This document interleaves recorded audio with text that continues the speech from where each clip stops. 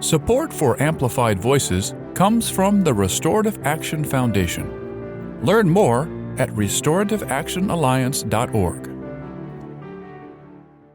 Everyone has a voice, a story to tell. Some are marginalized and muted. What if there were a way to amplify those stories? To have conversations with real people in real communities? A way to help them step into the power of their lived experience. Welcome to Amplified Voices, a podcast lifting the experiences of people and families impacted by the criminal legal system. Together, we can create positive change for everyone. Hello, and welcome to another episode of Amplified Voices. I'm your host, Jason, here with my co-host, Amber. Hello, Amber. Hi, good morning, Jason. And today we have a special guest. His name is Anderson Curtis from the ACLU right here in Connecticut. Hello, Anderson. Good morning. How are you? Doing all right. So we usually start with our first question, that is, tell us a little bit about your life before you entered the criminal legal system and then what happened that brought you into it. I am from New Haven, Connecticut, grew up in West Haven. I was the oldest of three children to Albert Henry Curtis and Rita Williams Curtis, the oldest grandchild on my mother's side. And so, very loving family, played a lot of sports in West Haven, great neighborhood, had a lot of friends, everybody owned their own home.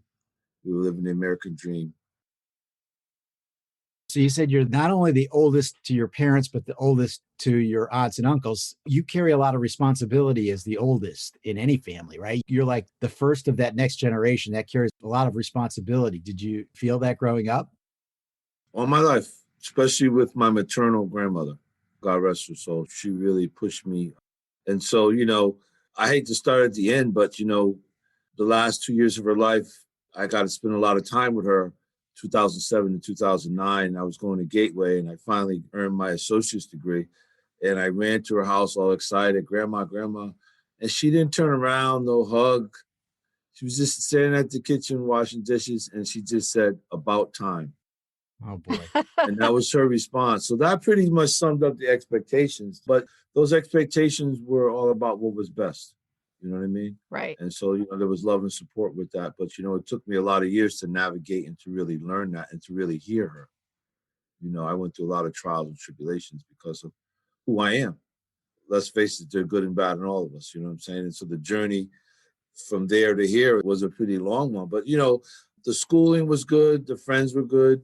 I went to Hopkins, graduated from Notre Dame, high school in West Haven, something that I didn't really appreciate it 2 years later. Primarily going to the reunion after 35 years and just getting together and this fight song, something I hadn't sang in 35 years. What was your school life like? Were you an okay student? Were you involved in any activities? No, pretty good student. You couldn't really get in trouble at Notre Dame. They kept a close eye on you.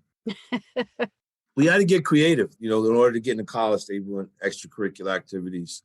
So we created our own minority student union, which is still at Notre Dame today. That's awesome. Yeah, there was one at UNH. That's where I got the idea from.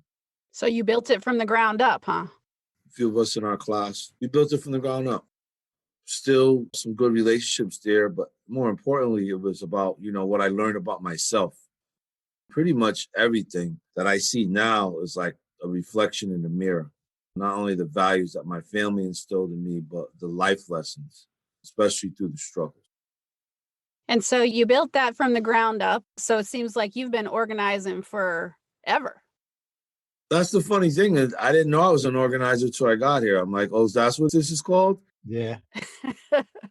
Even like participatory defense. I ended up marrying a woman and we raised two sons, and the youngest one got into something on his birthday. He's 23 years old. So we had to go to court the next day. And I spoke on his behalf in front of the judge, and we got his bond lowered. Wow. And so when I found out about participatory defense, I said to him, that's what we were doing that day. And he looked at me and said, oh, there's a name for what you did? That's pretty much a lot about my life. I was doing things all along. I just really didn't know the names of what I was doing. It sounds like high school is pretty good for you. You were involved in some pretty good activities. So what happens next? College, getting away from home, who I really am started coming out. And some choices that weren't always the greatest started to happen. Where did you go to college? Northeastern University in Boston. I went there for 2 years, went to Southern for 2 years, came back home. But I never really applied myself to that. I was too busy having fun.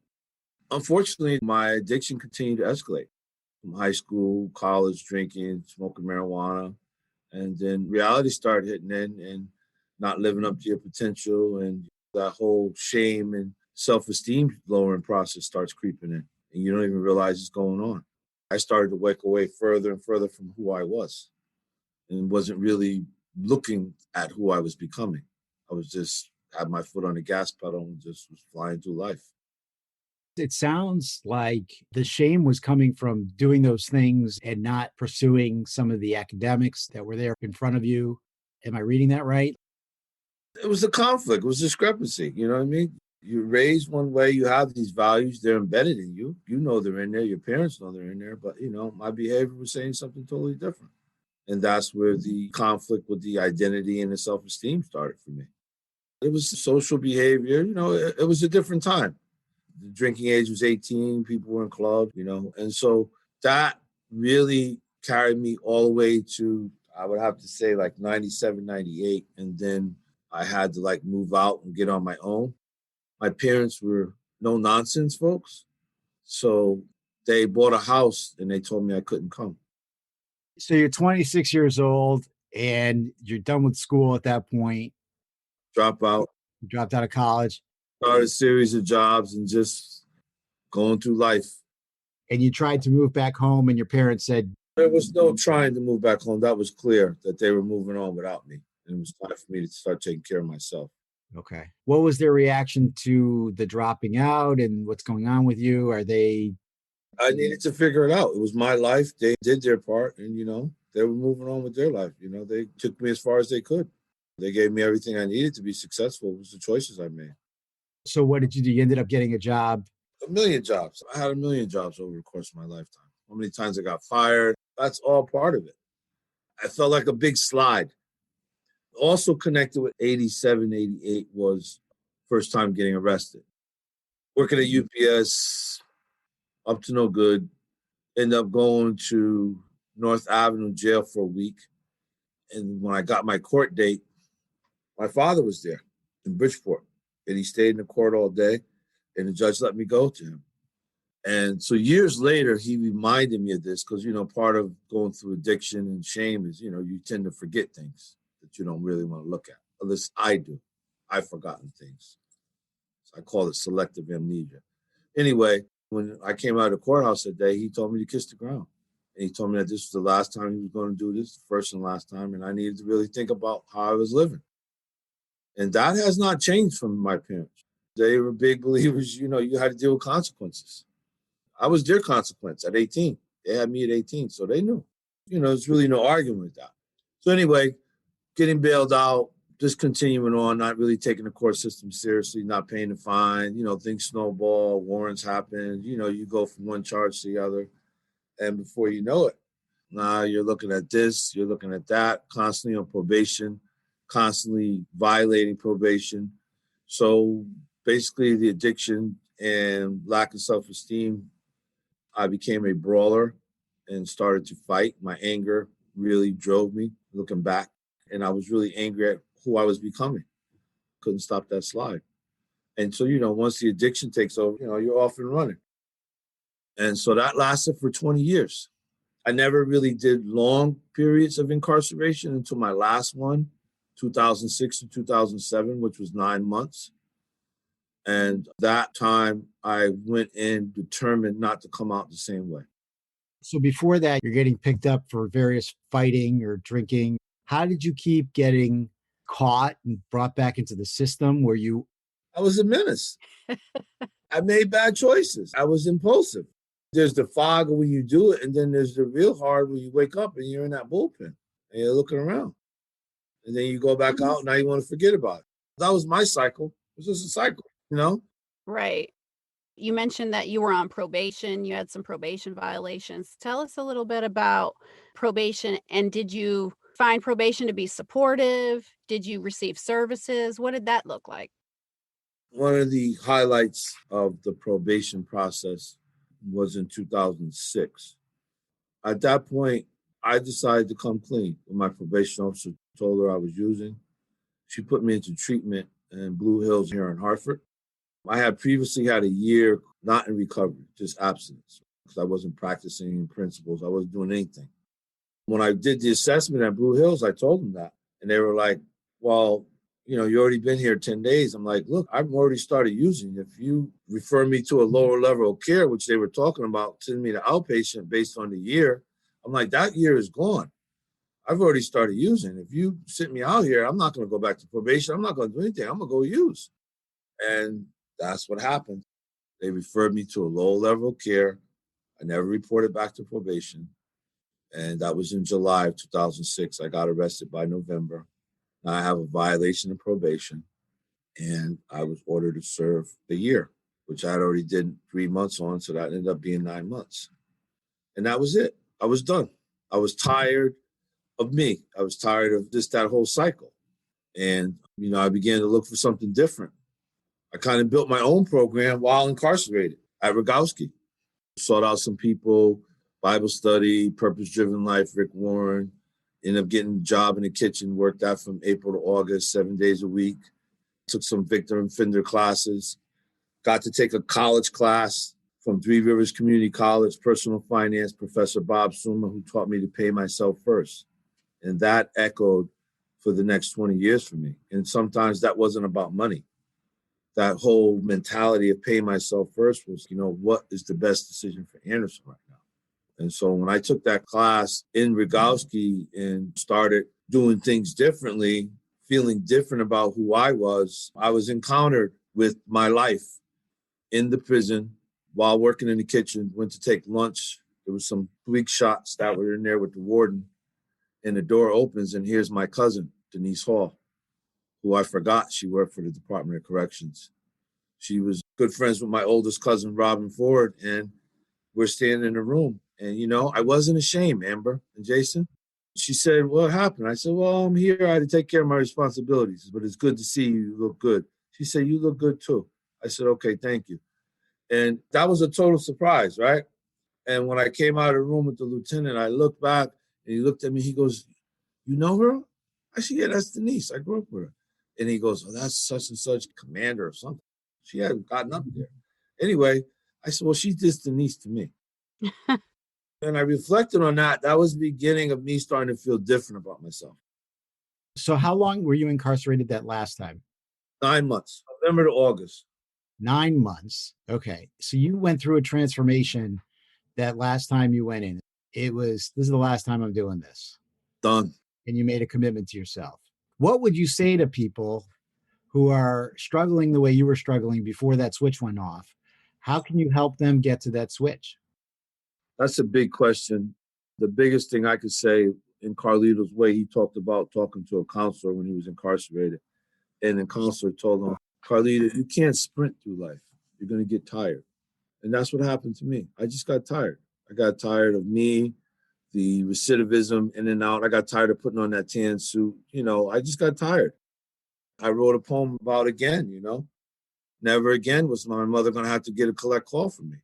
Never again was I going to put on a tan suit. Never again was I going to eat one piece of chicken a month. So my journey started with my mother. Upon release, what's going to be different this time? Forget about everybody else. My mother and father, they're like the ultimate. They're going to put it right to me. So I said to her, Ma, I'm not making any promises this time, but I'm going to tell you what I'm not going to do. And that's where I started, Jason, because I was tired. Things had not worked out. Let me do something different. So now you're different in your head. Life is different for me. I'm going to come out now and I'm going to do things differently. Not that simple, because you're different, but you're still the same person. Yeah. There's that rub. There's the new you want to move toward. There's the old you run away from. And then there's that guy in the middle. And it sounds like, as you mentioned, when you had that opportunity for education. Yeah. And you had that professor that really kind of turned on that switch, if you will, in terms of, I got to pay Anderson first. what is the right thing for me in this moment, and kind of thinking a little bit more strategically. You were mentioning that that was very beneficial to you. Right, right. What are your thoughts on education and people having education opportunities while they are serving time? So that experience, Rogowski, paid off in many ways. It got me into the Connecticut Community College system. I got a banner ID. So 2 weeks upon release, not only did it create the yearning for learning again, but 2 weeks upon release in August of 2007, I registered at Gateway Community College. And I had already had some things in place through some counselors at Rogowski. I got my high school transcript. I got my transcript from Northeastern, and I put together that. So I was armed when I went to the advisor, and now I had a little patience, because one of the things I practiced while incarcerated was sometimes they say do the opposite of what you used to do. So Fridays was my rip and run day. So I started being still on Fridays. And so that allowed me to have some patience. So when I got to Gateway and went to register, I was able to sit at a table and wait for an advisor for an hour and a half. And then that paid off, because then she put me into classes that fast tracked me to get a certificate in a year, which led to some employment. So now I'm starting to make a few better decisions for Anderson, slowing down and learning the value of being patient and just taking my time. So those classes were really good. And I really learned about that almost 6 years after I graduated. So 2015, I did a study with this doctor from Capital Community College about barriers to education at the community college level for people with a criminal record. And I looked at the socialization. So Amber, now I'm going to Gateway. I don't see myself as an ex-offender. I don't see myself as a 20-year recidivism candidate. I see myself as a student. Right. So now when I go to Quinnipiac Polling Institute to apply for a job, I'm a student from Gateway. I paid my way through Gateway. You know what I mean? Resourcefulness. I talked to professors. I got the 5th edition instead of the 6th. I borrowed books from other students. I started networking. That was a challenge. I was on a budget. That first year, I was on food stamps living with my aunt. Started going to some relapse prevention classes. Part of it was to get the vouchers and everything, but also part of it was to set up a schedule. I just want to stop there for a second, because I think that's incredible. Going to school is tough enough for somebody, especially when they're a little bit older, who's been through, a lot.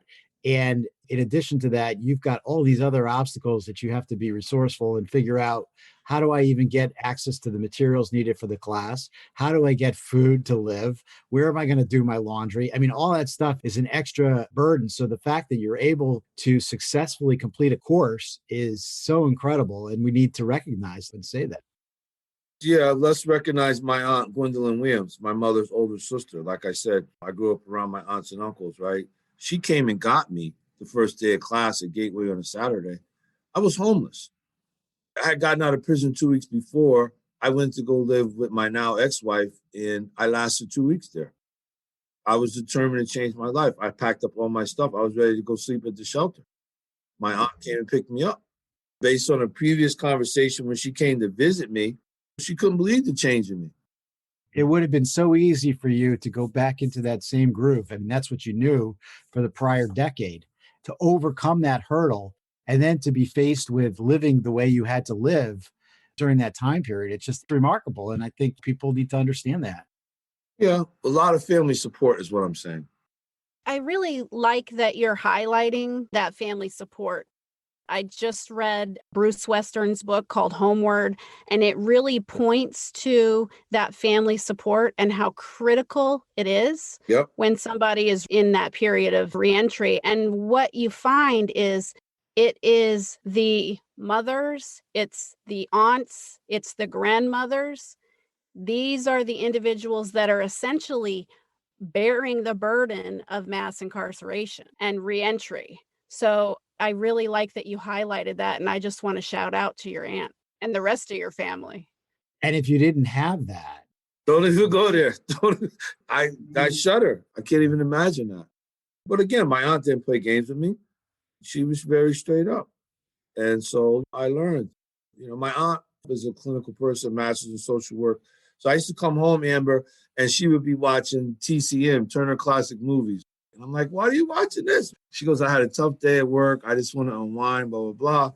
So a year in, I get a job at Crossroads. I get the certificate, completed first year classes at Gateway. The guy I'm going to school with says, listen, somebody just got fired. He's working at Crossroads. You need to go apply today. I left the training and went and applied in the rain on the bus. I got the job. So now I'm working there and I come home and I say to my aunt, what's on Turner Classic? Because now I know what she's talking about. Right. Crossroads deals with formerly incarcerated. So again, here's the mirror. Again, here's another check and balance system. Because I'm going to school, I'm working full time. I got no time. I plowed through that program in 2 years. That whole compulsion of go, like I always wanted to get out of the cell. I never waited for the door to open, Jason. I went out sideways. I'm a big guy. I used to go out sideways to get out. Like I wanted out, you know what I mean? I still get up and leave the house every day. It's 6:30, 7 o'clock in the morning. Like I hate to say it, but that part of the institutionalization never left me, but it also created the go I needed to have that drive to continue and to have the tenacity. Tell us a little bit about the culture at the college. Did you feel accepted in the culture there? Well, back to the benefit of the advisor. So the advisor put me into classes that were at night on the weekend with adults. So it just happened that classes I needed to get that certificate the first year, that's how it lined up.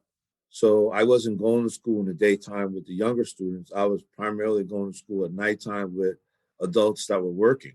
So I didn't realize that until the second year. I finally had to take a class in the daytime. And it was like a little culture shock, Amber, because I'm like, wow, these are kids. You know what I mean? And then, I started to realize that. And so, like I said, when I did that reflection study about the socialization, that was another part of it, like who I identified with. Sure. In those classes, on those Saturday mornings, when you're at Gateway all day. Every Saturday, I was there all day. Then when I started working in the field, I'm seeing other people that are going to Gateway that are working there. You start to see yourself differently. And you were on probation during that whole time, right? No, see, I was end of sentence. So I got dropped off August 17th at Whaley Avenue Jail outside of it. 9 months, you're done and you're sent back into the community and you have nothing you have to do at that point. Nothing but deal with Anderson. Which was challenging enough. Which was challenging right. And so did you have like an ID at that point? What are some of the obstacles? Oh, all that. Yeah, all that navigation with identification, getting benefits. But see, because I able to navigate that, when I ended up getting a job, being a mentor to men on parole, now I have that lived experience. Now I can help them navigate through the system. Right. Why don't you get an eye exam? Or if you go to this relapse prevention class, you realize that they'll give you this amount of vouchers. What are some of the biggest lessons you learned along the way that you wish you had? Navigation, how to go to school, how to take classes, how to keep a schedule, how to make your appointments, how to plan your day on public transportation. I won the 2009 Dark Student of the Year. My internship was in Bridgeport. Cher Shannon, the Dark program coordinator, called me 2 buses and a train. I was not to be denied. I was coming. It didn't matter what I had to do to get there. I was going to go. And that served me in 2018 when I was unemployed and I knew I needed something different. An opportunity came with prison fellowship. So I didn't blink when they told me to go to Rikers Island. I learned about commitment. I had an hour and a half commitment at Rikers Island on 1 day a week, but that was an 11-hour day for me. I had to leave here, take a train to 125th Street, take a subway to Queens, then get on a bus to go to Rikers Island to spend 90 minutes doing reentry life coaching. And the guys from the prison fellowship would drop me off at 125th Street at 8:45 to catch a train back. 11-hour day. You learn commitment. There's no excuses. You got to get it done. Is it always perfect? Sometimes it's messy. Sometimes you step on toes. The biggest thing was, I was headed in a different direction. I'm making new mistakes. I've gotten fired from jobs for having poor boundaries, not being professional. You know what I mean? I'm learning. So I think what I'm hearing, and you can absolutely correct me if I'm wrong, Anderson. I think what I'm hearing you say is you had a drive at that point and you were going to find whatever you needed to move you to a different place because you had made the decision. And it was difficult. It was difficult. Let me back up. So at Rogalski, we had access to religious services 7 days a week. At Rogalski, they set up that college program with Three Rivers Community College. That was huge. And those two things stabilized me. So not only did I take the college class, but let's go back to that support you talked about, Amber. I also received a mentor, Sal Galtieri, 6 months before I was leaving Rogalski, who mentored me in the Beatitudes. Again, I'm a believer because I'm only here by the grace of God. So now I form a relationship with Sal Galtieri, beautiful man. A week before I'm released, he helps me stabilize because I'm a little nervous about coming out. Sure. And so, now that I'm out, he helps me with the Diakonos Fund, which there was a church in New Haven. A woman who knew me, knew my family. She wrote a letter to the Diakonos Fund on my behalf. And the Diakonos Fund mailed the church $500 for me to go to college. Networking. I got that through Sal. I still in contact with Sal to this day. I called Sal 10 years to the day. I almost got out and said, Sal, I'm going back into prison as a mentor myself today. We're going full circle here. I was up on the hill outside of Rogalski going into the January Center. I was working for the connection. Now I'm going inside to do in-reach to guys. Right. I really like that you're highlighting again mentorship. Our friend Tahiba Bain, she talks about mentoring women and mentors that she had. And it seems like you have also been involved in mentorship. When you have somebody that comes alongside you and says, I've been through this, that is something that is valuable. Am I hearing that right? Yeah, you're hearing that right. So you brought up Tahiba, right? And we know Tahiba. She's not going to let it slide. So August 17th, I say to her, I just celebrated being out of prison 11 years, right? And Tahiba, I love her dearly. But again, kind of like my grandmother, what are you really celebrating, Anderson? You don't have your own apartment. You don't have this. You don't have that. And I was like, wow, really? You're going to go there? But she made me look at things. So today, in 2021, at the age of 58, I just moved into my first apartment. That's awesome. That is awesome. Because of that guilt and shame always coming out, I always felt like I had to move in with somebody. If it wasn't my aunt, it was the Oxford House. If it wasn't the Oxford House, it was the independent living facility I was managing. You understand what I'm saying? It was never anything for Anderson. Even working at the ACLU with resources, I'm still not connecting like, hey, I can go out and get an apartment. That was terrifying. Sure. Yeah, what was that experience like for you in terms of searching for one? You have a record. That got connected to my pardon application. I requested a criminal history twice, let it lapse, never completed the application, didn't want to look at it. So now I'm looking at the application and I find out where I'm living, I'm not on the lease because I moved in with somebody and they tell me I need to get my own apartment to submit this correctly. I found that out in July. I was paralyzed till October. Paralyzed with, I can't move. I'm stuck again. And I hate that feeling. And so then I moved into action. I started coming up here, started looking at apartments. I had gone through the motions before, but again, the pardon, the desire to finish that, I got to get an apartment for that. And now I got a new driver's license with my own address. I signed a lease and I'm ready to move on and finish up this pardon application. But again, that took some time. And it all goes back to what Tahiba said. What are you really celebrating? So on the outside, you can have some success. Yeah, I worked at the ACLU. That's great. But what about inside, Anderson? How do I really feel about myself inside still? Would you call yourself a religious person? Do you go to church? Spiritual, not religious, brother. Okay. It's all about how we treat each other. This is church right here. That's right. That's what lived experience is, the power of our testimony. That's why our experience is our power. Smart justice value number one. So you got the apartment. Just looking for a place during the pandemic has to be a challenge. Forget the record and all that. One of my dear friends, Mal Medina, last year when the COVID hit and he said the governor's shutting everything down, and we were in the office, this is the last day, and I said, everybody's about to know what collateral consequences are about because COVID's here and it's non-negotiable. And so what I'm saying to you is the same way people have to wear a mask and social distance and stay in the house. Some of those things pop up because of your record. Right. And you have to keep going regardless. Do you feel like you were better prepared for the pandemic than most people because of your experiences? In some ways, incarceration helps you with all that sheltering at home. I'm not going to say the isolation because, again, isolation kills, it separates. And so better prepared, somewhat having a plan. But you know what? I also was better able to ask for help. So I reached out and started therapy.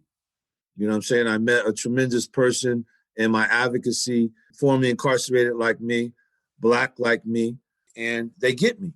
And so I'm very comfortable with them, been working with them since May. Because again, now the pandemic's here, and if there's anything I learned in this process is I have to be willing to ask for help because I can't get through this alone. I didn't get here by myself. I named people, my grandmother, my mother and father, my aunt, Sal Galtieri, Bob Suma. Come on, the list goes on. The people at church, Varick Memorial here in New Haven, Wayfarer Ministries, Apostle Brunson. You know, if God is greater than your heart and your heart condemns you, he knows everything. What does that mean? Well, it means you need to forgive yourself, Anderson.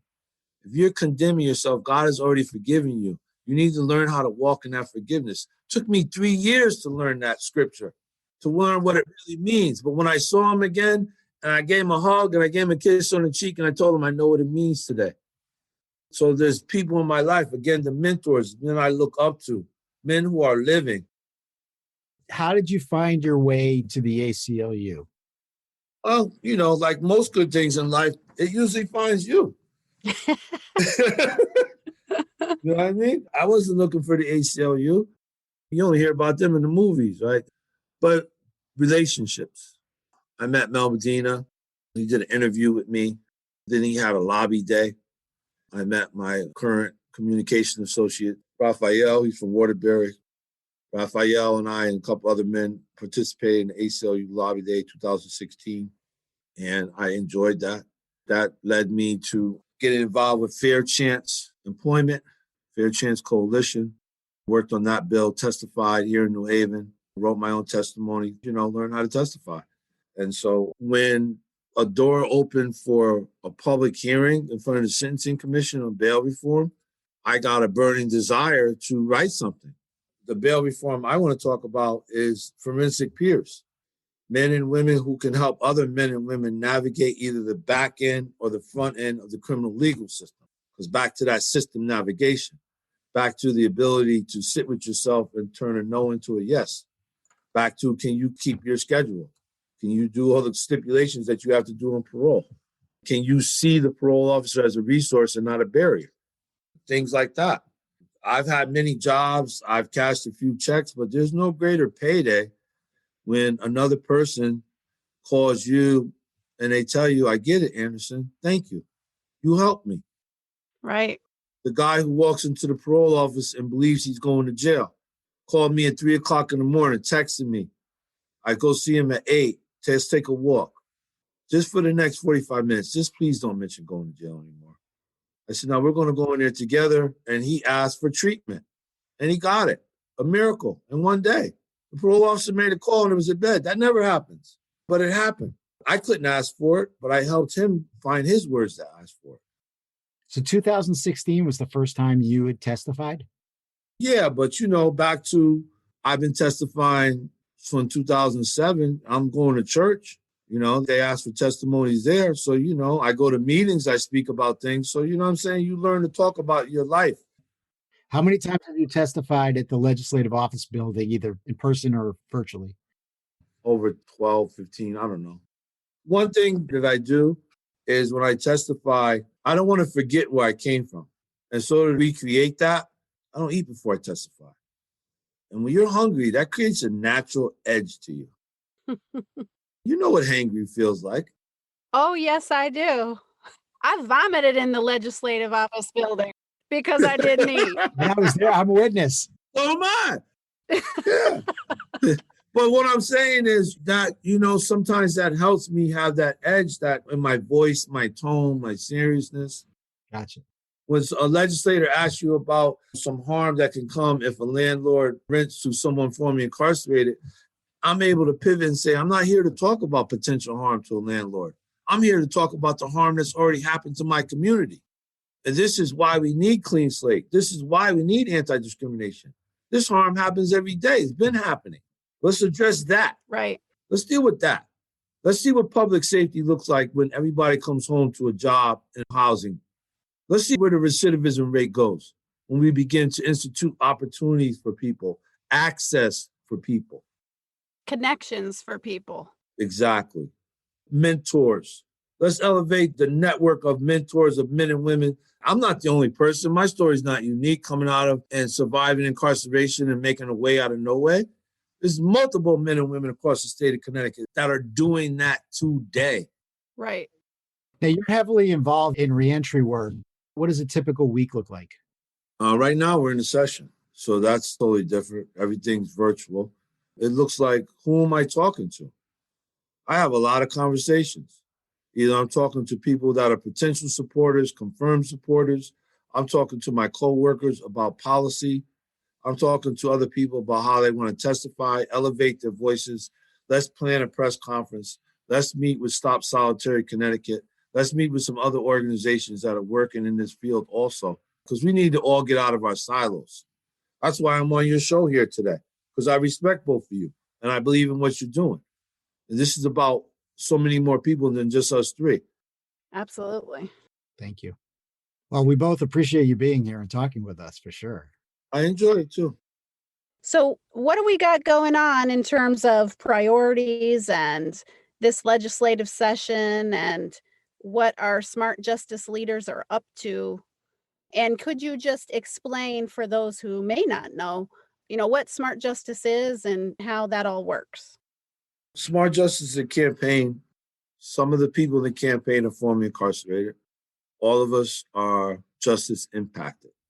It's about people who care, who are willing to put on that shirt like Jason has on right now that says people, not prison, because we care about the outcome and we want to get involved. We're tired. Back to that tired thing. If you're sick and tired of being sick and tired, come join Smart Justice and we'll find a place for you to yell. Giving someone a bullhorn for a few minutes is very therapeutic. It's helped me out plenty of times. So the priorities are prosecutors. They have 8-year terms right now. We're looking to shorten that up to 4 with a 2-year look-in based on decarceration and racial disparity metrics. Like, how do we get those numbers down? Okay, our prison population is under 9,000 right now. 3,000 of those people are pre-trial. Because of COVID, the court system has slowed down. How can we continue that? How can we have encounters with the criminal legal system that don't end up in a jail cell? What are alternatives to incarceration? So how, as a prosecutor in the state of Connecticut, how do you play your role in any mass incarceration? Right. Just with the use of bail, just that tool alone. Forget about the diversionary programs that are at their discretion. Let's utilize all those opportunities more and more, okay? So there's 13 judicial districts. We're talking to all the state's attorneys and the chief state's attorney, Richard Colangelo, about those decisions and how we can make them better. That's going to lead to decarceration. Clean slate, automatic expungement for some felonies after 5 years, all misdemeanors after 3. Let's get the most inclusive version we can.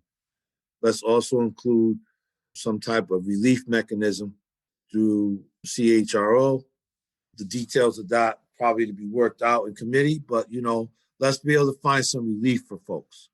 Because there's no way in the state of Connecticut, a person goes through this pardon application that I've been struggling with, completes it, and then is told by the Board of Pardons and Parole, we can't give you a hearing in court because to give you a hearing would diminish the severity of your crime. Hey, my crime's not going anywhere, but I traveled a great distance since 2007, and I'm not alone. A lot of people have rebuilt their lives. And you can't give me a hearing?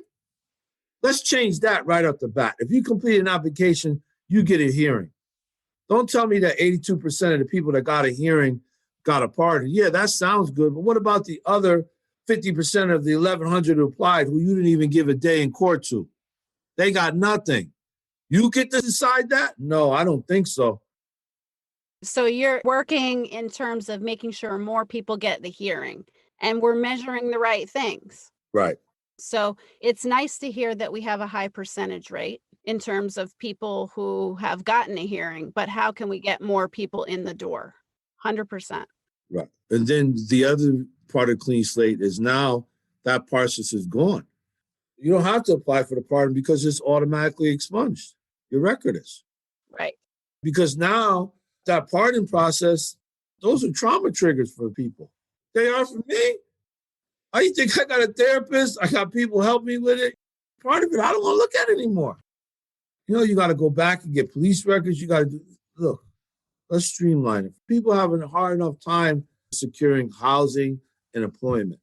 Let's create some access to education. Let's get more people manufacturing jobs. I have a good friend that works at Goodwin College. He went through the program there. Now he's helping other men and women go through that program over there. Goodwin College has an entrepreneurial program where people are able to go through there, get some training, more importantly, get some support and come out with an LLC. Right. And that's one part of the conversation. The other part of the conversation is back to the policy. What does anti-discrimination look like in the state of Connecticut for people with a criminal record? Absolutely. Because there's a certain segment of society, unfortunately, that believes that we're not worthy. There are no disposable people. We all have value. I said that in 2016. I stand by that today in 2021. We all have value. And those collateral consequences, I mean, there are just so many of them. Like, for instance, we talked about the inability to get life insurance. Yeah. Years after a conviction, not being able to get life insurance because of the criminal record.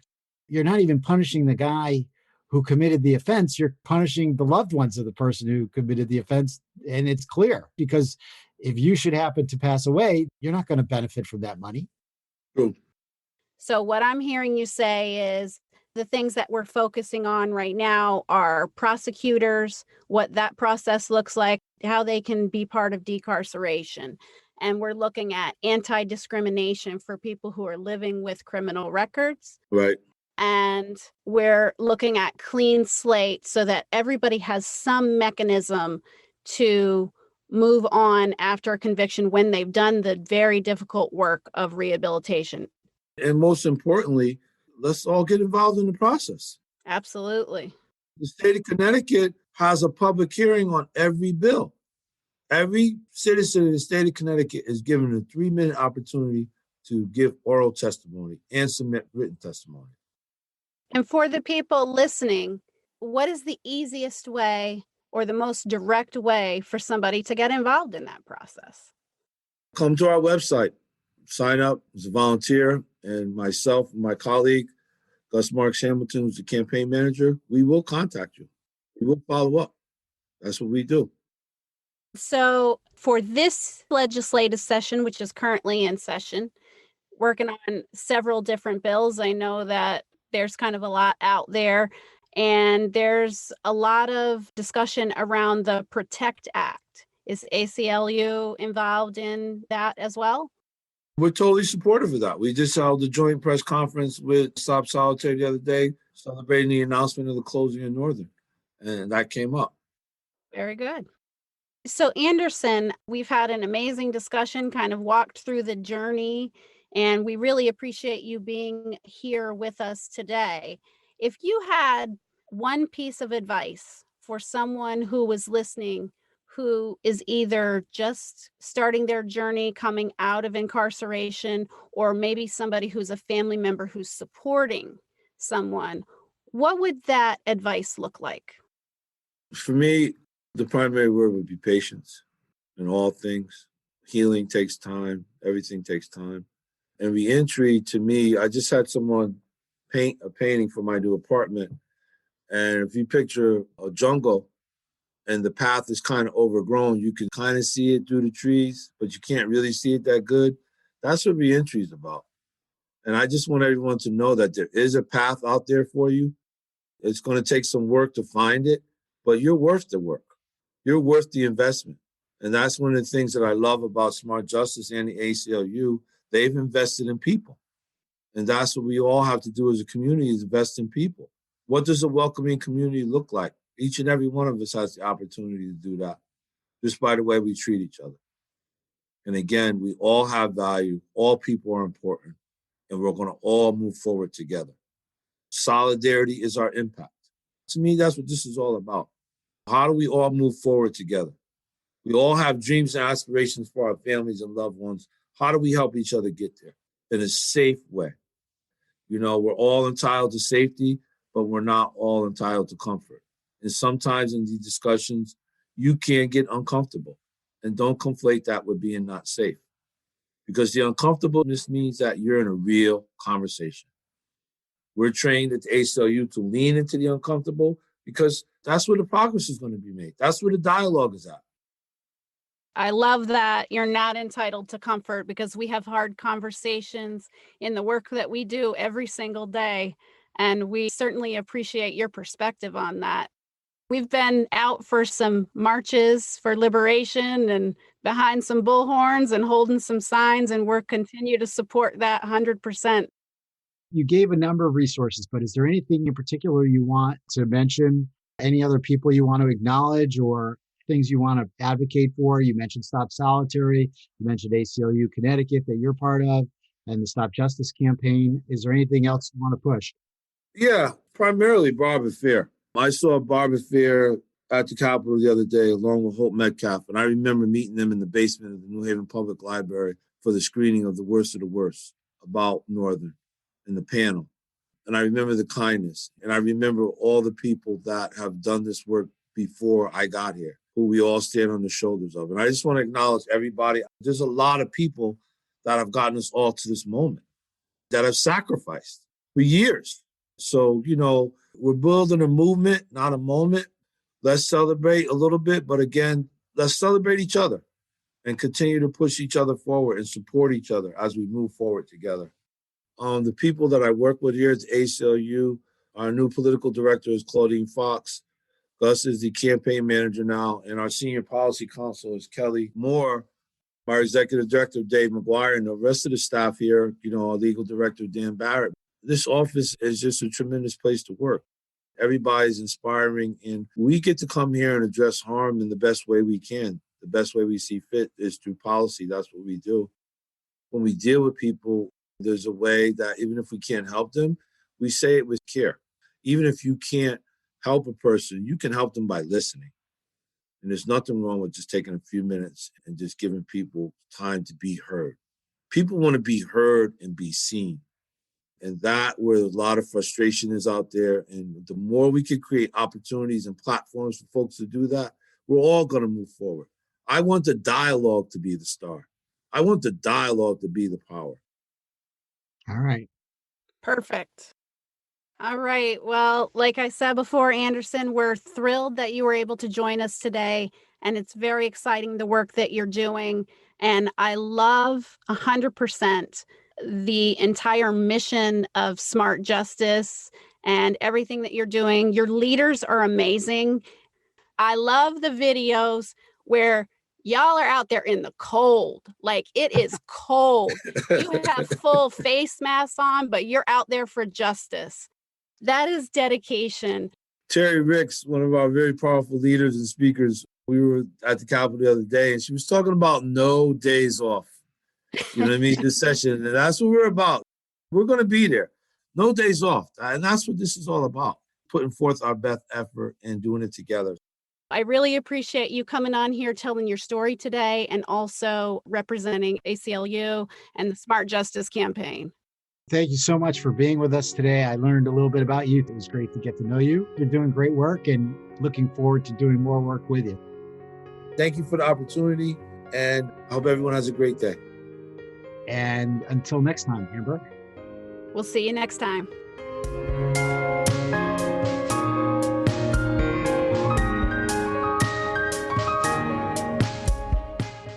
You've been listening to Amplified Voices, a podcast lifting the experiences of people and families impacted by the criminal legal system.